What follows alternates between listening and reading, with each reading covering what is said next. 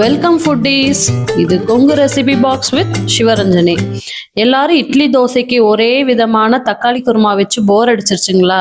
அப்போ வாங்க எங்கள் ஊர் சைடுக்கு தக்காளி குருமா வச்சு உங்களுக்கு காமிக்கிறேன்.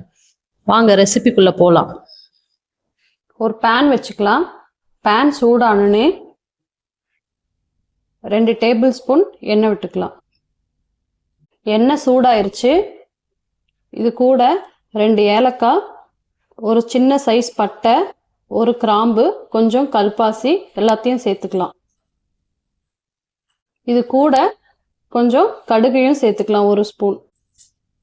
கடுகு பொரிஞ்சோடனே ஒரு மீடியம் சைஸ் வெங்காயம் நான் ரஃப்பாக கட் பண்ணி வச்சிருக்கேன், அதை சேர்த்துக்கலாம்.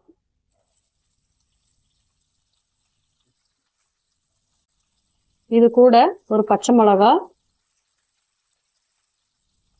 ஒரு கொத்து கருவேப்பிலை எல்லாத்தையும் சேர்த்து வதக்கிக்கலாம். இப்போ வெங்காயம் நல்லா வதங்கிருச்சுங்க.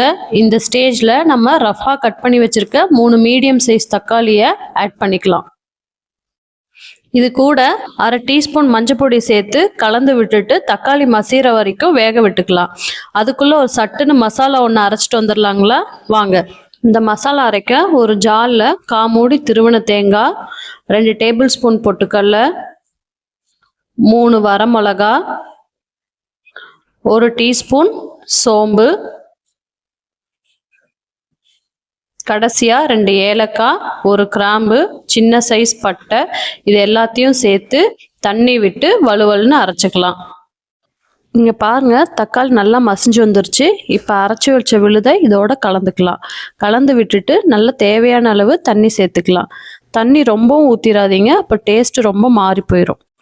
இந்த குருமாவுக்கு தேவையான அளவு உப்பு சேர்த்துட்டு 5 நிமிஷம் மீடியம் ஃப்ளேமில் பச்சை வாசனை போகிற வரைக்கும் விட்டுடலாம். இந்த தக்காளி குருமாவுக்கு முக்கியமான ஹைலைட்டே என்னென்னா, இந்த வெங்காயம் நீளமாக போடுறது தாங்க. பொடி பொடியாக மட்டும் போட்டுறாதீங்க, குருமாவோட ஃப்ளேவரே மாறிடும். அதுக்குள்ளே பாருங்கள், கொதி வர ஆரம்பிச்சிருச்சு, பச்சை வாசனையும் போயிருச்சு. இனி ஸ்டவ் ஆஃப் பண்ணிக்கலாம். அவ்வளோதாங்க, எங்கள் ஊர் சைட் தக்காளி குருமா ரெடி ஆகிருச்சு. இது இட்லி தோசையோடு சாப்பிட்டிங்கன்னா அட்டகாசமாக இருக்கும்.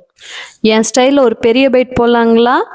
அப்போ ஒரு தட்டை எடுத்து தட்டு நிறையா சுட சுட இட்லியை வச்சு இந்த தக்காளி குருமாவை நல்லா தாராளமாக விட்டு இட்லியை பிச்சு தக்காளி குருமாவில் பெரட்டி சாப்பிட்டிங்கன்னா காலியாகிறது இட்லியா தக்காளி குருமாவான்னு உங்களுக்கே தெரியும்.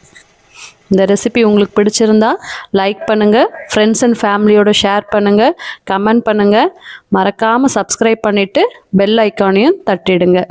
இது Kongu recipe box. Cook with love, eat with happiness.